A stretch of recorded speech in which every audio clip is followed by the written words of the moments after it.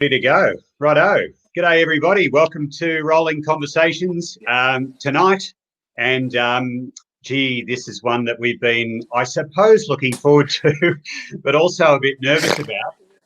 We've got one of the absolute giants of our community at Wheelchair Sports New South Wales, and I say that with great respect. 4 times to the Stoke Mandeville Games, a Paralympian, a long-term board member. We'll talk more about that of wheelchair sports, a pioneer of disability sport anywhere in the world, a bird watcher, and a great bloke. Richard Cordukes, welcome to Rolling Conversations. Thanks, Mick. I hope. Seriously, mate, I've really been looking forward to this. Yeah, me too. Now, just to some ground rules before we start off. That's a swear jar, right? So I'm ready to it's empty. Fill that up if I need to. But you've told me you're going to be on your best behaviour, yes? Yes. Excellent.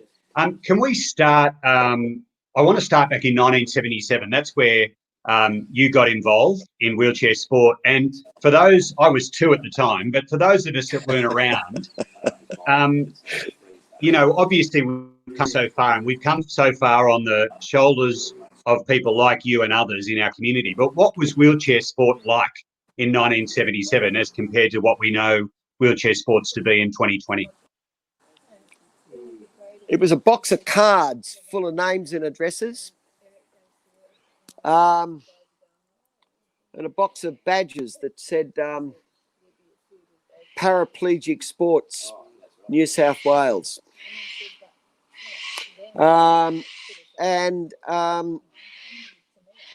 It was run out of kitchens and occasional barbecue, mostly out of people like Jeff Wiseman was one of those fellas, Terry Mason, and, lots of others, Kevin Betts, that hundreds of people have heard of, and, lots of others, Keith Bremner, perhaps Eric Klein. That was it. We played basketball. There was a few track athletes, as we call them. Bit of fencing, bit of shooting, bit of, whatever. How did you get introduced to disability sport then? Your accident was in 1976, I believe. So what was your first entry into disability sport in 77?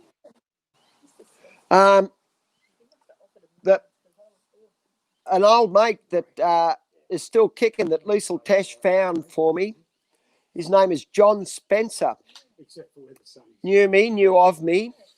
He came to the nursing home I was staying in in Mcbride. And he said, "What are you doing in here?" And he picked me up in his old Valiant land yacht. I could get in the car. He put my chair in, and he drove me out to an old dining hall in Lidcombe, and strapped a bat to my hand, and we started playing table tennis, and that was it. They were all out there, and they played basketball later on, and that was about it.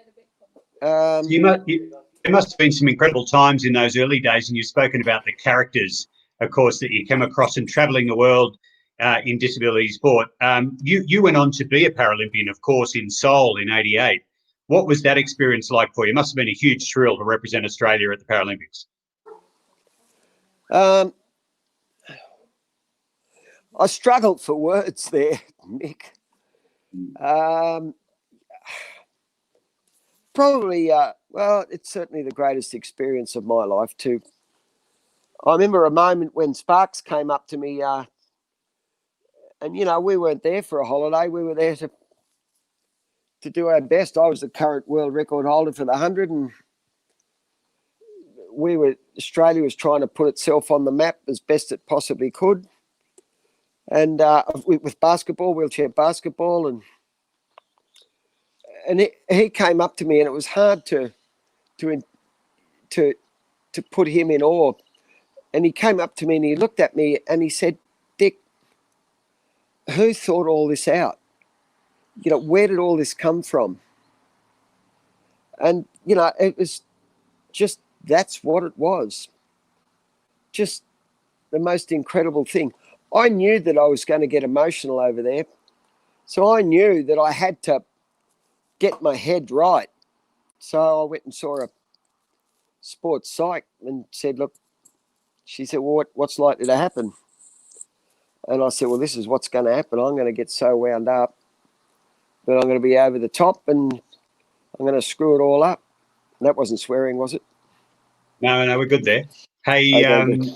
so were you, as an athlete then, are you talking about your ability to control your emotions while you're competing? Were you inclined to have them sort of run away on you, were you? Absolutely. Which may have made you good for wheelchair rugby, because in researching you, of course, it appears as though you were in the very first game of wheelchair rugby at the Stoke Mandeville Games. Was it 1981? Correct. That was amazing. How would you ever dream that this was going to turn out to be history? You know, I say to me, mate, and we're all still kicking, Mick DeSanto from Victoria, Michael Quinn from Queensland, and Alan Dufty from up north, Proserpine. And how would you ever dream that this was going to become important?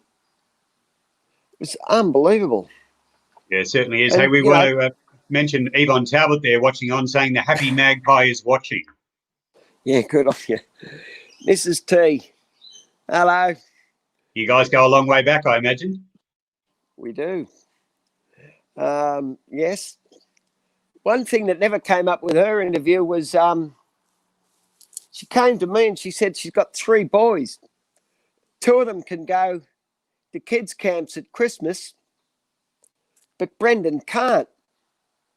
She said, I want to start a Christmas camp. I said, let's do it. What do we do? She said, oh, I'm going to go over to Cumberland College and see them. I said, genius. Have a look at it. I believe also that I don't think that was mentioned. That was a first in the world, Mrs. T. Yeah, what a pioneer. And certainly you were as well. What I was interested, before we came on air, we were talking about wheelchair basketball, and you saying even back there in the early 80s, you were really passionate about getting able-bodied athletes involved in wheelchair basketball so you see the play. Now, even in 2020, that's sort of a controversial topic with some people. You were way ahead of your time, though, in wanting to get people playing so more people could play. Yeah. You know, we had, we had 8, 9 or 10 players, and, you know, we used to get up there on a Tuesday night, and it was only the blokes that were allowed onto the court that could get out onto the court. And I thought, well, what's the point in this? You know, I was an able-bodied, I played basketball, and I knew the game quite well. And I watched these blokes, and I thought, these blokes can't shoot. And I said, what are they doing? But, you know, I was a quad, and of course, you know, like that, you know, like I couldn't, in those days, there was no chance of me getting on court. But after a while, I got on court, and a few quads played for a little while. But I thought the only way we're going to do it is bring in able-bodies, and so I did. Yeah, a message from Di there for you. Greetings, Richard. The Twitcher's daughter and her husband are watching. Well, her family have come from a bird watching background, and we're in touch quite a lot. I don't know a lot about Di, but I know her loyalty and her contribution. I'd love to know more about Di. God, I hope you can get her on. Yeah, indeed. So there's a lot of love for you out there at the moment. We've got some great messages coming through. Tell us, you were on the board of Wheelchair Sports for 23 years, and you were on the board when the Oz Day started as well. That must have been an incredible moment to get that event up and off the ground 31 years ago now. Yeah, I think I was president at the time. And when Trotter came along and Wiseman and said, well, Trotter did all the selling, Wiseman did all the work. Is that right? And Trotter came along and he was, we couldn't say no, he had it sorted. And that first one was unbelievable. Nick Griner just decided to turn up. And we're running around like idiots. Oh, g'day. Oh, where do we take him? Where's the gun? Oh, God. Yeah. We're running around like we're still running around in our kitchens. And tell me, how many times have you done it? What's your relationship with the race like? Yeah, well, I did it the first time. Then I did it the 10th time. Then I did it the 20th time. And I was so cranky with the 20th because they had to drag me off the track. As a DNF, didn't finish. So I was really cranky with that. And so I kept training through till the next one and did the 21st and came in. And that was it. I tried to do another one about 6 or 7 years ago, but age and common sense got in the way. You say that, but then our head of sport, David Krantz, there is asking, will you be back next year? Oh, yes, I will. But as long as there's a bar fridge follows directly behind me just before I die, give me a beer, please. Done. Hey, I want to talk about your fundraising as well, because as well as being an extraordinary athlete and just one of the driving forces behind this whole thing we call wheelchair sports, and a board member, you're also an incredible fundraiser. You started, was it the Pushathon in 1982? And you were also a huge part of the fundraising that established Kevin Betts Stadium as well, yeah? A small part of Kevin Betts, but yeah, I was probably the main person for Pushathon. I'll leave the bastard out. I was probably the main one for Pushathon. That was your first swear, but keep going. All right. That came about. Again, I think that was Morozov. He'd gone down to Melbourne to do it, and he did it and came back and said, we've got to do this. And then Sparks got me wound up and said, come on. And I said, yeah, righto, let's do it. So 1982, we did it. And it was unbelievable. How someone said the other day, it was just bringing everyone together. Yes. I think that's where the skill was. That's where my skill was. And, I remember the Maryland's Lions, and blokes like Sparks and Charles Ryan, and we get teams of people. It was an absolute copy of the cancer one, Relay for Life. Mm-hmm. Absolute copy, but we were pre Relay for Life, but we copied it from Victoria. One of the things I noticed, and I've met you, a bunch of times in my first 12 months, and it was at Australia Day both last year as well, but is the way that you connect with our community of all ages. So we've got a message there from the Rooster, from Bathurst, who says that you promised he'd hang again next year with them. So it's wonderful to see, you connecting with the young people, and for the young people in our community to know you as one of the ones that was there such a long time ago. Liesl said to me yesterday, we stand on your shoulders. And I got a tear up and I said, yeah, that's fair enough. Look at what Rooster's got to stand on. Kurt Fernley. Strike me pink. Look at what others have got to stand on with Liesl in basketball. Do you know what I mean? It's unbelievable. Yeah, it's amazing. And you've just given so much service across multiple sports. We've heard about that, you know, your wheelchair racing, your basketball, your rugby, all the rest of it. Where does your sense of service come from? I mean, I asked the same recently on Rolling Conversations, but, you know, where does that come from you? And what exchange have you made? I mean, what have you gotten out of that length of time with wheelchair sports as well? Well, I got 4 or 5 trips to Stoke Mandeville and Hong Kong, and I got representing Australia that I would never have done as an able-bod. That's what I got. That's where my sense of service came from.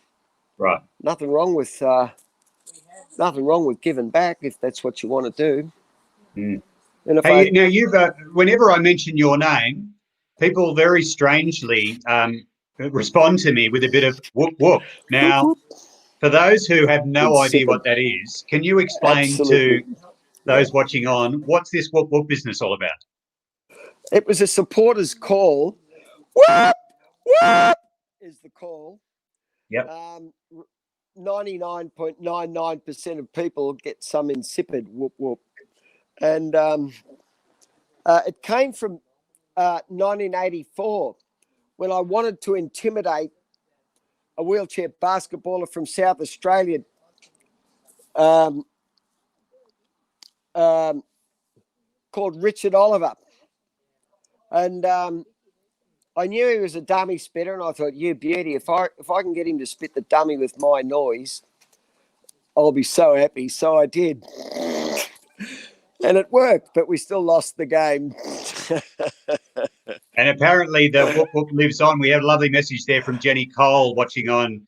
Said, Quadfucius, love your work. So you've got a few nicknames hanging around there.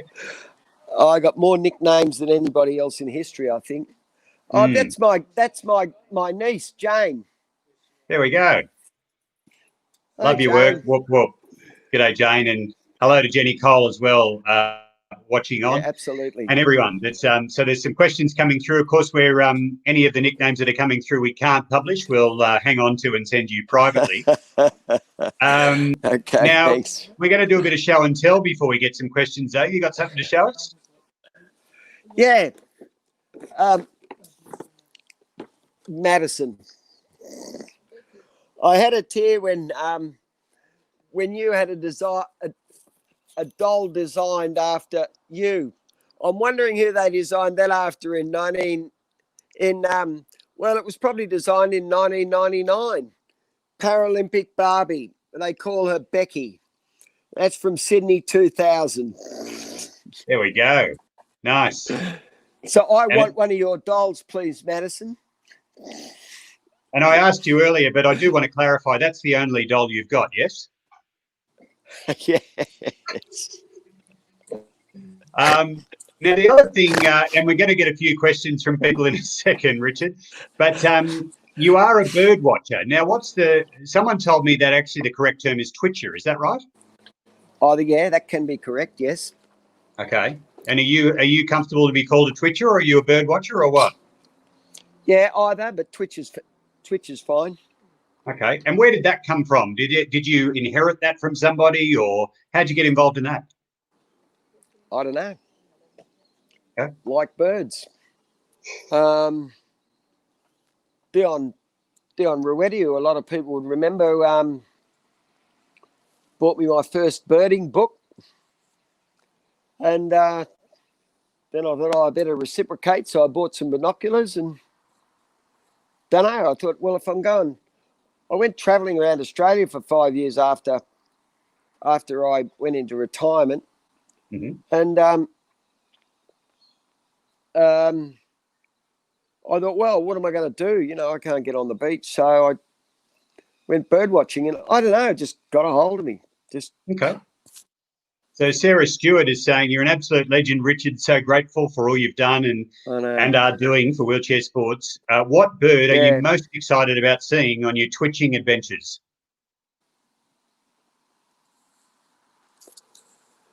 Well, a bird that I have seen is probably the Gouldian finch. Where'd you see that one? The back of Wyndham. Okay. Up in far northwest Western Australia, far northeast Western Australia. Mm-hmm. But also in my backyard, I've got a bird called a rufous owl, which is a very rare bird. And people come from all over the world to come and see that one. Oh, okay. And I mean, there's a few of them, but I get pretty excited about any bird that well, not any bird, but if you find one that's hard to see. Yeah.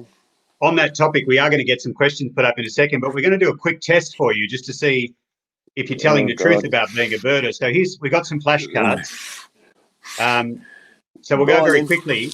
What's this one? Australasian pelican. Very nice. 1 out of 1. What do we got here? Noisy miner. Excellent. 2 out of 2. Now we're starting to get a bit. These will test you, okay? I did make sure these were found around southeast Queens or South Queensland. So there you go. Eastern yellow robin. Are you cheating? How did you get that? That's excellent. It's exactly the description. Righto. And here's the last one. Well, move it to the left or right. Hang on. There we go. That's it. Ooh. I think it's not a gibber bird or a chat.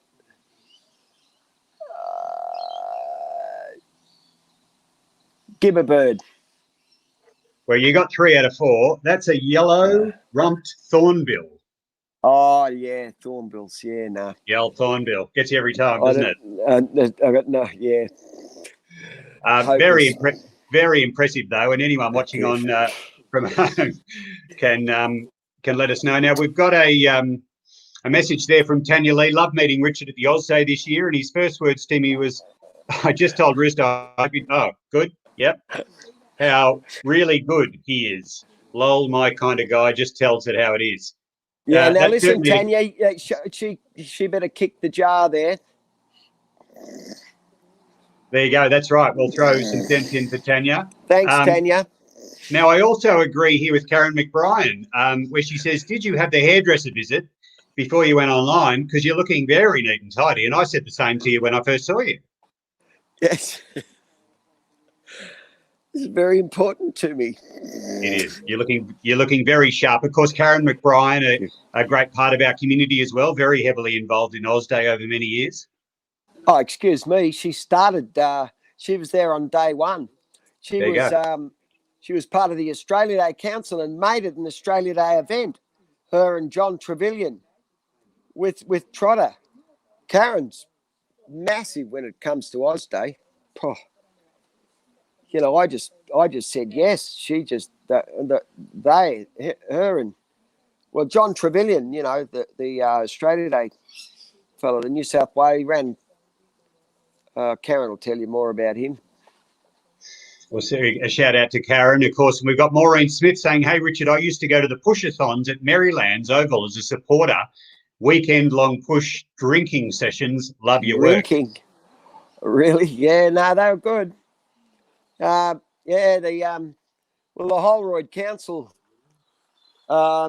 used to come along at 5 o'clock in the morning on Sunday morning, and we'd be woken up to bacon and eggs. Not woken up. We were doing the graveyard shift, so we had 2 hours to go. So we put the bacon and eggs on at 4:30, and the port came out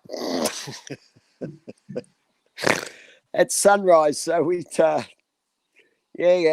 Oh, here's old Bucky Faulkner from Tassie. He's doing amazing things down there as well, by the way. Yeah. Kevin Bucky Faulkner, there you go. What's Kevin's story? He came from Manila, up near Tamworth, and didn't you fall off the clock tower in Grafton or somewhere there and broke his back? Good basketball player, very good basketball player. And great hands, really smart. If I'm not mistaken, Bucky might be the bloke behind Wheelchair Aussie Rules as well. Is that right? Am I getting that connection right? Think so. He I'll might follow up answer with you him. in a minute. I'll Yeah. follow up with him. But yeah, Bucky, let us know if that's right. If it is, you and I had a yarn about Wheelchair Aussie Rules at some point. I can relate to the idea about you and drinking, though, because you and I met up at Sargood and we shared a bottle of wine, which is to say that I had a mineral water and you had a bottle of wine. Sounds pretty standard to me, but I'd be happy to share it. Nonetheless, again, an incredible history with our organisation. You were telling me, in fact, that our newsletter that we put out 4 times a year, the Pushers Post, you're a part of naming that as well. I mean, every part of our organisation you're across, right? Oh, yes. Strike me pink. It wasn't all me, for God's sake. Don't forget Wiseman and Trotter and Karen McBride and Kevin Betts, for goodness sake. And what about all those old buggers from the 60s, Terry Mason, Keith Bremner, Lionel and May Stewart, Mrs. T, was Sparks was there long before I came along. And he got kicked out by disillusioned as a teenager by some senior that didn't like him. There are just so many people there. Great names, aren't they? Vic Reynoldson was an extraordinary athlete. Hey, can you give us a sense? Those of us who know the name Kevin Betts know it now because of the stadium. Of course, Kevin was one of the founding members of Five that got together in 1961 and started our organisation. But you knew Kevin. What sort of bloke was he like? Well, I was one of the few that thought he was a cantankerous old bugger, but I probably had a new ideas and new things and knew this and knew that, and he could be a bit of an obstacle sometimes. But seriously, when it came down to all the meetings and political and all of that, the man was undying. He started way back in the 50s, long before there was wheelchair paraplegic sport. And he was our founding father, the way I see it. He was our number one. He was it. Gee, don't forget Wiseman. Don't forget Sparks, for goodness sake. And then have a look at Jarvis and Godfrey. Strike me pink. Well, in fact, you mentioned Craig Jarvis, and I was talking to Craig last night. He's been on the board of Wheelchair Sports for 28 years, and he said it's actually your fault that he got involved at all because you were the one who got him out for the first time. That's correct. Well, I rang the spinal unit now closed at Prince Henry. I said, Jarvo. He said, yeah. I said, we're taking a team to Melbourne. He said, yeah, what do you want me to do? I said, I don't know, just, we've got to get them down there and might have to shower them and dress a couple of them and get us out on the track, and God knows, we've just got to find something for you to do. So that's where it started. And then he rang me back and said, hey, Dick, can I bring a mate? And I said, well, is he any good? Does he know anything? He said, not really. That was Godfrey Roberts. There you go. Does he know anything? Hey, Nate Pentecost said, first ever coach, awesome man. So we got a great message from Nate there. Thank you. And Belinda Batty there saying, great to see you, Richard. Always great catching up with the Coleroy. That was Belinda ran Ozday for a while. She's a great person to have around. Yeah, well, Carol and Emily, strike me pink. Haven't heard that for years. Loving getting to know a little of you in person. Only new to the wheelchair game for us. Thanks for the legacy. So, some terrific messages there. Thanks, Carolyn. And I noticed Leon Callahan there as well with a bit of whoop whoop. Oh, whoop whoop, yeah. There you go. Well, see, now his dad.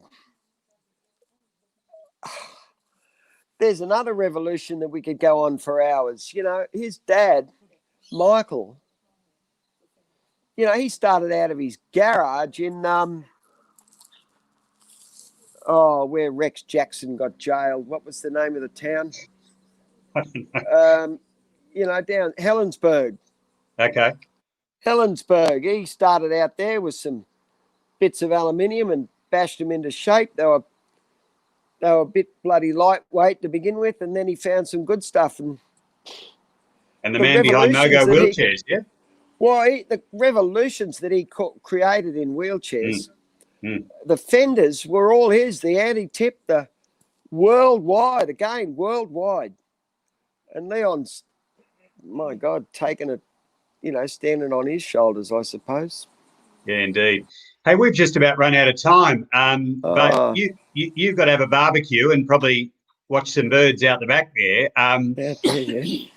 Can I just say, and you and I have a lot of laughs, but I can say with absolute sincerity that you are a giant of wheelchair sports. It's a real privilege for me to get to talk to you like this. As I say, share a drink, reminisce, talk about the future as well. You're not a person that just looks in the past. You absolutely have ideas and plenty of them. And it's been bloody great to talk to you. I've really enjoyed it. Much appreciated, Mick, and thank you for your time and best wishes for this year. Thanks, mate. So everyone watching at home, that's been Richard Cordukes. Thanks for all your fantastic messages.